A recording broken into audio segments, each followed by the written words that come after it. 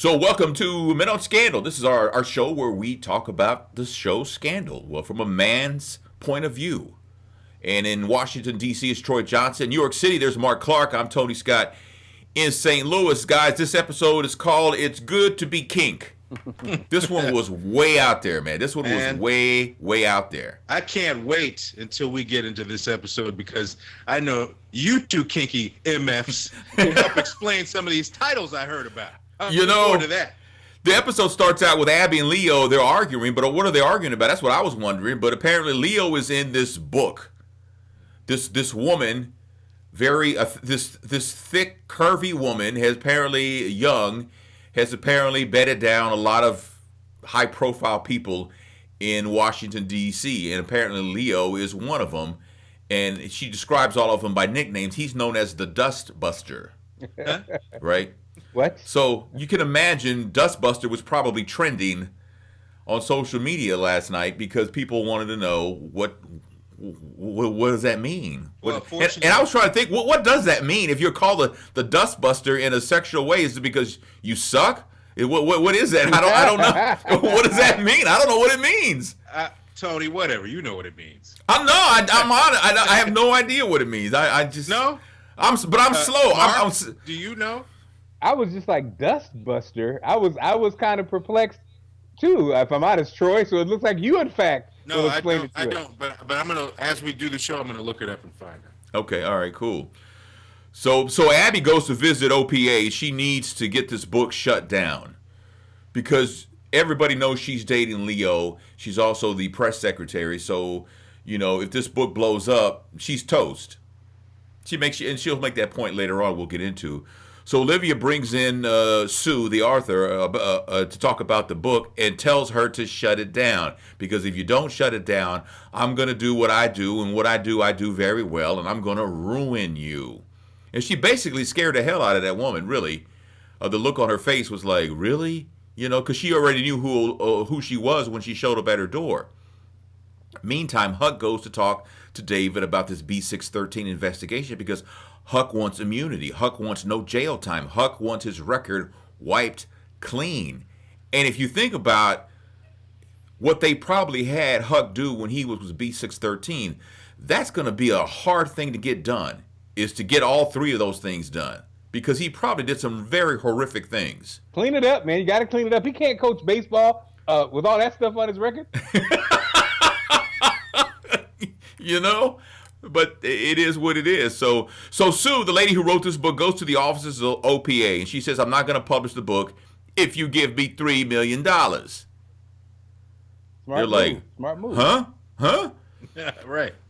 And Sue knows how to play the game. I don't know if you guys picked up on it, because she kind of souped up Olivia about how badass she is, and, you're a legend, and then she turns around and she calls her weak. Yeah, she calls Olivia weak. Yes. She says, you're weak. Man, Olivia is getting read more than the Washington Post. Yeah. Over the last few weeks, people are just reading her. Man. You ain't all that you thought you were. And that's from somebody who has no designer clothes on. Like, what? Right. She's wearing off the rack. What is that? My wig is on sideways, but you, man, you ain't who you thought you were. So, is this sex machine, is she about as frumpy as you get? What is going on? Well, I mean, and I think that's probably what makes her hotter to some of these guys is, no one would ever suspect that she's a serious freak. And at the end of the conversation, she tells Olivia, you can call me a whore, you can call me an author, you can call me an artist, a businesswoman, you can call me smart, and pretty soon you're going to have to call me successful. Go ahead, girl. And then she walks up to Huck and she goes, hi, Yeah. I'm Sue. And Huck's like, I'm Huck. Now, was Huck intimidated or did he have wood? I think Huck kind of felt her. Yeah, that's what I was thinking too. He does kind of retreat from a woman who kind of overpowers him a little bit. Yeah. So that was that's crazy, man. So we find out Melly has decided to run for Vice President Ross's old Senate seat in Virginia, and she wants Leo to be her campaign manager. But Abby says that Leo's busy; he's out of the country. Right. That's strange. That's strange. I had lunch with him today. It's like, Abby, I just saw him in the hall. Wait a minute. How did you know? But did Abby tell Melly he was out of the country because she just doesn't want to be involved in this, or did she tell this because she knows about this book and she just wants to? Yeah, it's the book thing, right? It's too much. It's too much. Like you can't. You know, she doesn't know what's going to happen, and she doesn't definitely want to be tied to the chaos that could happen if something bad does go down. And now her boyfriend is, tied to the chances of Melly, trying to win this presidency. It's too much, man. Yeah. Well, OPA decides to open a file on this young lady who's writing this book, Susan Renee Thomas. Apparently, she was fired from the EPA. She's all over social media, but she's most active on a website called Land of Kink. Lando Kink. All right. And then they find out that Sue probably typed the book on a typewriter. That way she couldn't get hacked. Imagine that. She knew who she was dealing with. And Huck was like, that's old school. Much respect. Typewriter. Yes. Hey. And you know what? At this point, let me shout out my 81-year-old mother, who was a master typewriter on those old clack, clack, clack, clack, clack, clack, clack. Is that right? Clack, clack, clack, clack, clack, clack. My mom was nice with it, man. So go ahead, Jackie Johnson. Yes, right. Get your typing ass. I understand Kool Moe Dee sampled her back in the day typing and used it in one of his songs, man. So it was clack, clack, clack, clack, clack, clack, cling, that paid for Mark's first year at Lincoln Land College. It paid for my whole 2 years. I'm sorry, my whole 4 years at my job. Wow. You're on a 4-year plan, man. Man. So Olivia wants the book, and so Quinn gets Charlie comes back. She gets Charlie to be Colt. They created a profile on Land of King, Colt, and they set up a date with Sue. Colt/Charlie and Sue. Mm-hmm. And while she's out with Colt/Charlie, Huck breaks into her apartment to get the book. He's got to find it. He does find it. It was under 4 butt plugs, actually. Yeah. He starts scanning the book. And then so we go to the restaurant where they're sitting there talking, having a glass of wine or whatever. And Colt, she says, "What do you do?" He says, "I'm a spy." And she says, "I'm a spy too." She's thinking they're playing a game. And Sue says, "How would you get my secrets?" Charlie says, "I'd tie you up." Sue says, "Then what?" He says, "I'd torture you." And she goes, "How?" And he says, "I'd tie your arms to the rafters and then nail your feet to the floor." Yeah. And she says, "You'd shackle me and put me under the hot lights?" He's like, "No. I'd take a nail gun and I'd find a real soft spot between the bones in your feet and slap, slap, slap. And she's like, hold up a second. Wait a minute. What? And so she gets up and leaves. She was clearly overmatched. Charlie scared the hell out of her. Yes, too much. I mean, when he did the sound effects of the nail gun, I had to rewind that and watch that again because I was howling, man. That was crazy, man. So we move over to Olivia, who apparently has taken to drinking her meals now. Yeah. She drinks a couple of bottles of wine every night, according to. And this is the whole thing. This whole thing is so messed up because now Jake, who couldn't stand aside of Fitz, and Fitz couldn't stand aside of Jake because they were both, pining for Olivia. And now Jake is reporting to Fitz about Olivia. That makes me uneasy. Those scenes make me uneasy. I'm like, I don't know if I like it. And Jake is lousy at it because he doesn't know how's Olivia slipping out. She's slipping out. She's getting drunk, and then she's hitting the clubs, man. What is that about, Hey. But Fitz wants Jake to stay on her. When he said that, I want you to stay on her. I was like, hey, stay on top of her. Wait, what? What is that? What do you mean by that? What is that? That was specifically for us. And Jake said, "Yeah, I'm all over that." And Jake says, "Sure, but I don't work for free." So he needs some ends, right? That makes it even as it is. It's like, it just makes it dirty, doesn't it? Yeah, not right. Not right. And so OPA has the book, and they start reading it, and it's pretty steamy. You could tell Quinn's getting a little bit worked up over this book, right? And everybody, every high profile man that's in this book has a code name. Like Leo's the Dustbuster, and then there's Agent Orange. Apparently he takes a licking and keeps on ticking, whatever that. Then there's Slapjack and Butterfinger and Motorhead, and Rider. Why was it a Butterfinger? And then but her finger. What? Then there's sit and spin. Yeah. The Rough Rider. The Gulch, joystick, Bunsen burner. Huh? Spanky. Spanky, Sparky, Rough Rider, Thruster, Carpetbagger, Slugger, Rawhide, and then there's the Doctor. Yep. Oh, you didn't see on the other side they didn't have the Cleveland Steamer. I was looking for that one, but I guess I don't even want to know anything about. I don't want to know anything about that. But so the Doctor, who is the Doctor? They can't figure out who the Doctor is, and then Abby figures it out. The Doctor, DR. The abbreviation for Doctor is DR. What is DR? DR is David Rosen. Oh, get it, David.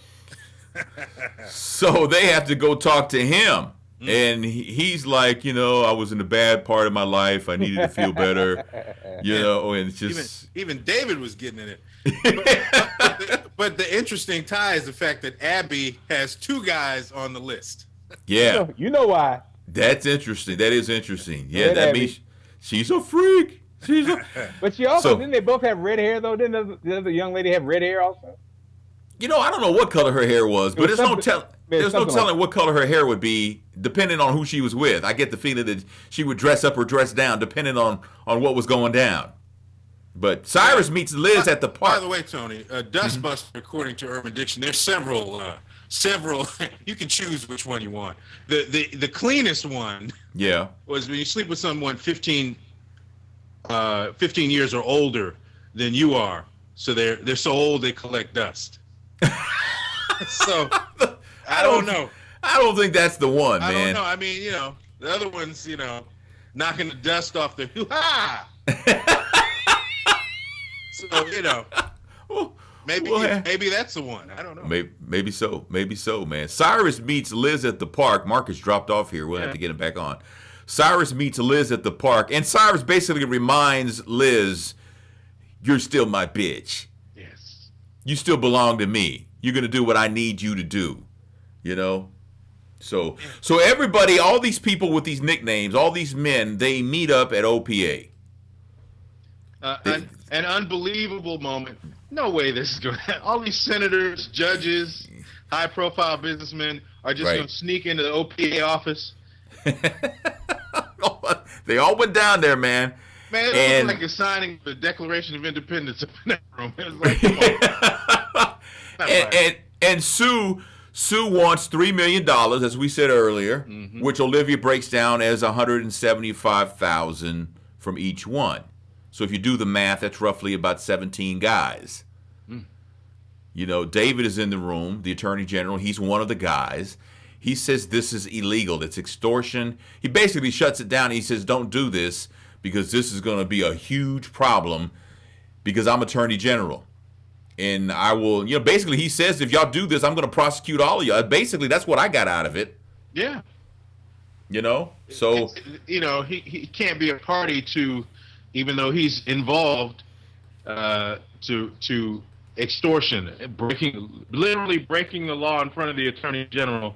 Right. He can't be a part of that. So, right. And I think the other part was, if we find out later, feeling like she could roll over anyway and that's she true. could get the money and then still, spill the beans.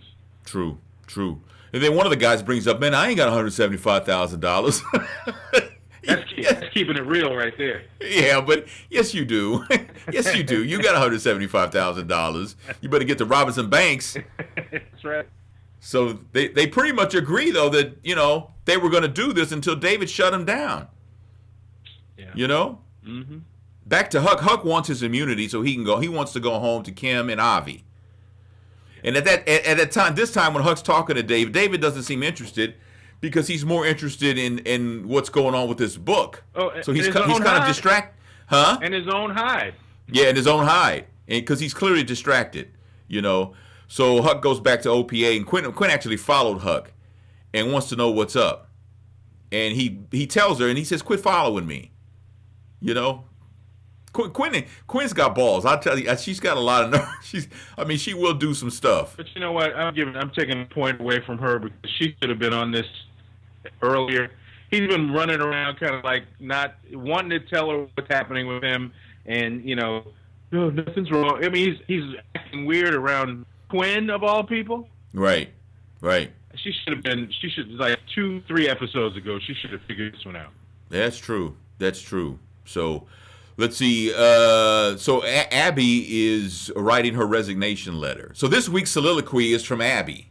Mm-hmm. Right? She gets up and she talks. She's talking to Leo, and she talks about why I have to resign because we're a couple. We're a couple, and I have to resign because if this book comes out, you're in it. They're going to find out that it's you, and I can't, keep this job if I'm dating the Dustbuster. So this week's soliloquy, like I said, comes from Abby. And then Abby goes to Cyrus and tells her why she has to resign. And Cyrus is like, yeah, whatever. He's like, yeah, I'll let you know. I'll let you know when I'm going to fire you. I got bigger things to do. Go away. It's like, damn, Cyrus.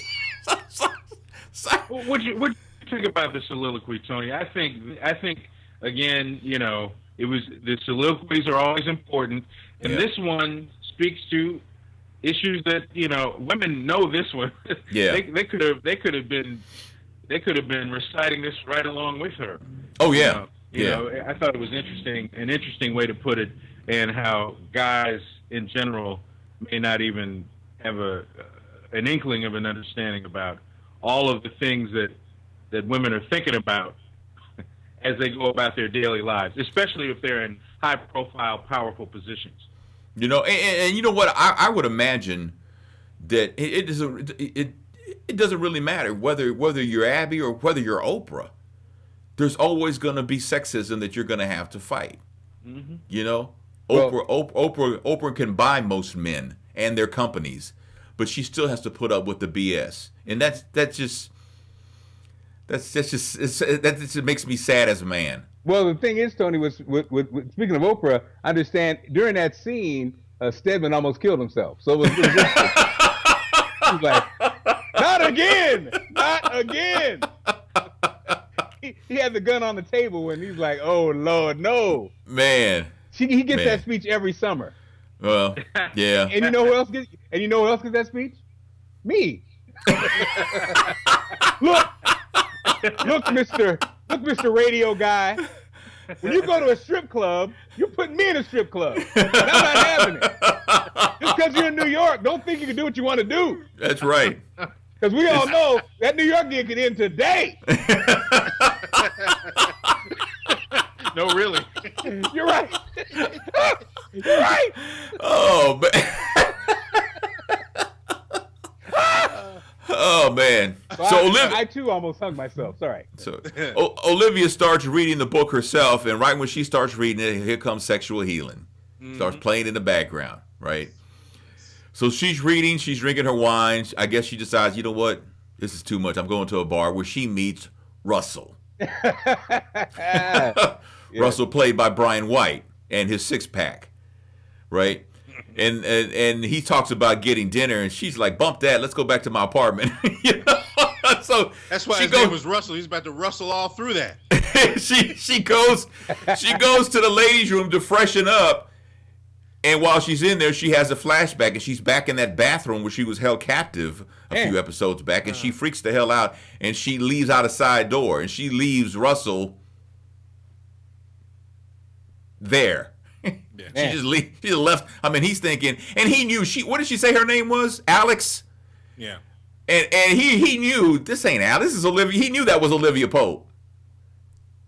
Yeah. He knew. You can see the look on his face when she said her name was Alex. He was like, Alex. The hell? And actor Brian White, I understand, passed. He passed on Tyler Perry's call on that day. The phone was ringing. It said Tyler Perry. He's about to pick it up because he works with Tyler. Yeah. When Shonda Rhimes called at the same time, he was like, "To hell with Tyler Perry's call. He can call me back later on." Hello. So a birdie told me that. Man, they need to work on. They need to work on her aliases a little bit better. Yeah. And they had the wrong song. They could have played Alexander O'Neal. Alex is the name that I go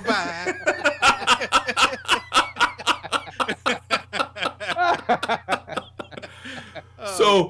So meantime, Huck finds the reason Sue was fired. The freak, the one who wrote the book, because she went to sleep with her boss.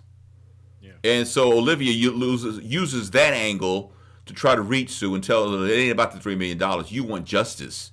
You want consequences and ramifications from this guy. And she basically buys into it. And they meet with what was the girl's name? Was she a lawyer? Was she a government? What was she do? She was a lawyer. She was a lawyer. Okay. So Olivia tell Sue, if you want justice, let's get it done. Let's make it happen. Right? File a lawsuit. Yep, file the lawsuit. Cyrus meets with Olivia. He's got that other thing that she wanted, a job. That's right. She did set her up with some interviews, right? Yeah, that was really cool. So Cyrus meets with Olivia, and he's toting $3 million in cash because he wants that book. He wants that book because he wants it because he can use the book in his favor, and she finally figures that out. You know, Elizabeth meets with Melly to pitch herself for campaign manager because she says, I can't be Cyrus Bean's bitch anymore. I can't do that, man. Right. So apparently they're gonna jump in bed together. Mm-hmm. Well, not that way. Oh. So Quinn and Huck show up at Sue's apartment, where Double Stuff is holding her at knife point. Actually, his name is Broke Ass Double Stuff. so who's got $100,000? What? They looked at him like, "Are you crazy? What? Do you know what we do? We poop $100,000. What are you doing?" So when Huck and Quinn walk in and they see Double Stuff with this knife, you know, Quinn she pulls her gun, right? And Huck kind of just stands there and is like, aren't these roles reversed? With Huck's training and all this stuff, aren't these roles reversed in a way? But they because Huck does grab Double Stuff and tells him to leave. Yeah. Right. And so Huck wasn't fazed because he knew that the guy was in a panic. He just wanted to threaten the girl. Mm-hmm. He knew he wasn't really going to do it. Plus, he's a congressman. He's not going to do anything. Well, but the girl's kind of freaking out because she just went through this ordeal and stuff, and she's talking, and Huck's getting that look, man. He's got that look in his eyes, and he picks up the knife and he slits the woman's throat. I mean, that move was so cold, man. That was just one fell swoop, and she dropped. That came out of nowhere, man. That shocked me. I was like, wow. I was in shock. I was in shock because when they started playing Frankie Beverly and Maze, I can tell by the look in your eye. I knew something was about to happen. Something's wrong. I can tell by the look in your eye. And the thing is, when she fell to the ground, if you rewound it, it looks like she was rising up. It looked like she was rising from the dead, man. But see, Tony, leave the weed alone, Tony. That's your second rewind on the show. I don't know, man. So she's dead. Quinn's like, "What the hell did you just do?" And he's explaining to her that he had to do this because this was jeopardizing his immunity from this B613 investigation because David was distracted. And if David's in this book and he goes down, they get a new attorney general, there's no way he's going to get immunity because he's looking at he can get immunity because of his friendship with David. Mm-hmm. Huck is he's losing it. Huck's trying to go home, man. He wants to go home. Anymore. He wants to go home to Kim and Javi. Yeah. So if in fact she had this book. She doesn't have the book anymore. She's happy. She's good. Now it's just rumors. Yeah, I kicked it with David Rosen. You kicked it with a whole bunch of people. It basically was off the table.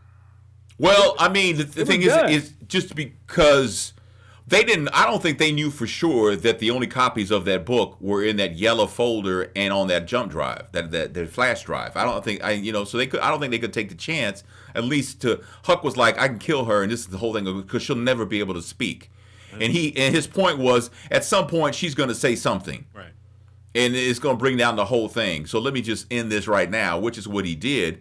So Quinn grabs the book. Huck's telling Sue that he's sorry. I'm sorry, I can't hear you. I'm dead. Now they leave. Now my wife pointed out that when they left, but she says, they left. They didn't clean it up. Quinn left her fingerprints on the counter. So they left evidence behind. I mean, did Huck take the knife? I think that. Well, I think the assumption is they took care of business. Mm-hmm. They do this all the time, man. Killing's what they do. It's like lunch. Well, like yeah. Lunch. Okay. All right. It's like eating the corned beef and rye for them. They clean it up, bleach, clean it up, fingerprints, weapons. Right. So Quinn meets with Olivia, and Quinn's working the angle. I don't know who killed Sue. Yeah. Because Olivia asked her if she knows who did this, and Quinn says, "You know what? But it doesn't really matter because she's no longer your client. Abby's your client, and Abby's family."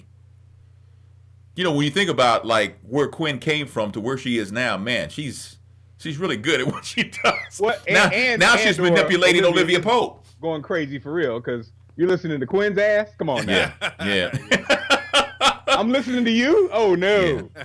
Yeah. But Olivia wants justice for Sue. And Quinn tells Olivia that justice for Sue comes at a cost. I mean, she's doing everything she can do to not say right. that one of us did this to Sue. To not say Huck killed somebody again. Damn. Again, yeah. Now, Huck does get his immunity from David. And David feels... Glad he washed his hands before he signed that paper. Man, I mean, when he left, he had all that blood on his face. Yeah. David, though, feels he had a hand in Sue's murder. Yes. Yes, you did. And I guess you can look at it from a lot of different points of view that he did, because he waited too long to do anything. He didn't do anything. Right. He's in the book. I mean, probably did. There's probably like 16 other men who had a hand in her murder. Yeah. So, what was that? Huck did not care what he was talking about. No. All he heard was... Sign this document. That's it. So he's got his immunity. So we go back to Leo and Abby, and Abby tells Leo, I read the book, and the book is really steamy, really something, especially chapter 5. So Leo wants to know what's in chapter 5. And they kind of start making out, and he tells her, we need to do this in honor of Sue. Typical man, right? Yeah. Typical man, finding any angle he can to get them draws, right? Hey, yes, we're gonna. If she was around, what would she be doing right now? We're gonna do this in an honor of a woman who had her throat slit not even 24 hours ago. Damn. Man. So Abby's, she's all in. She tells him to go to the kitchen, take off your clothes, and take out the butter. Almost like I don't even want to know. I don't even want to know anymore. I'm good. I don't want to know about chapter 5. And that's how you make biscuits.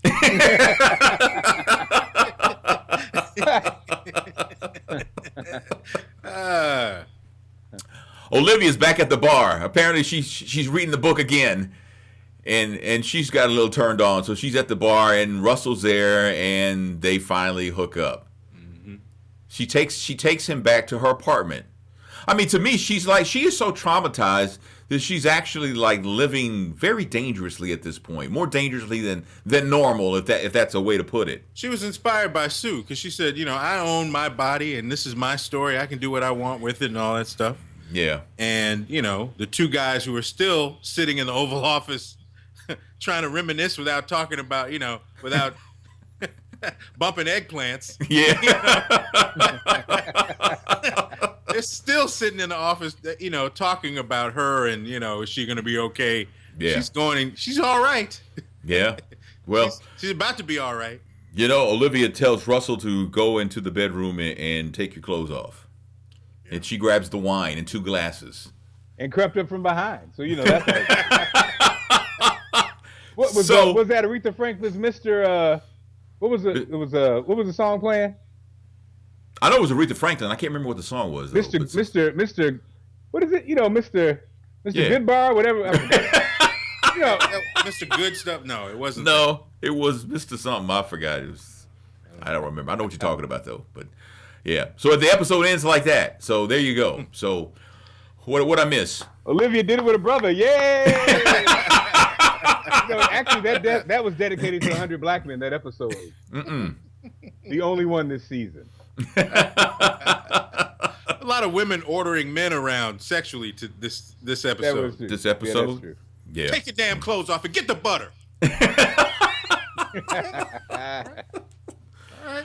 Well, that was the episode though. I gotta say, get it together, man. When will Olivia get it together? She's just gonna wander around. What's gonna happen? I mean, she's gonna have to confront, those demons that are torturing her right now, and get past it. Because if she doesn't, now, I would say this. I mean, if this was like a one-time thing with Russell, okay. But if she starts bedding down like a lot of men because she's traumatized and she's drinking too much and all that kind of stuff like that, that's going to be a problem down the road. And I don't think her life will never. I mean, the whole show is based on a premise that really her life is a mess. Her personal life it's just a mess. And when we go through trauma and we try to solve it by having various different sex partners, you eventually find yourself at a lonely bar at the end of the road with a little person from Persia. And we don't want this to happen. Oh, sorry. I'm sorry. I'm sorry. Were you telling a cautionary tale? I'm sorry. Maybe it won't end that way for her, but I've heard it happen. I heard that happen to some people. Let me give it up for Mark, the only person who's used the word Persia in the 21st century. You been watching I Dream of Jeannie or something, man? What the hell's going on with you? Persia. Shout out to the Kardashians. Oh, man. The episode's called It's Good to Be Kink. So comments and all that, welcome down below. If you can do so, that would be great. Sharing it would be awesome. Thumbs up makes us walk with our head held a little higher. All right. Appreciate you checking out this episode of Men on Scandal. So around the room we go again. Mark Clark in New York City. Troy Johnson in Washington, D.C. I'm Tony Scott in St. Louis.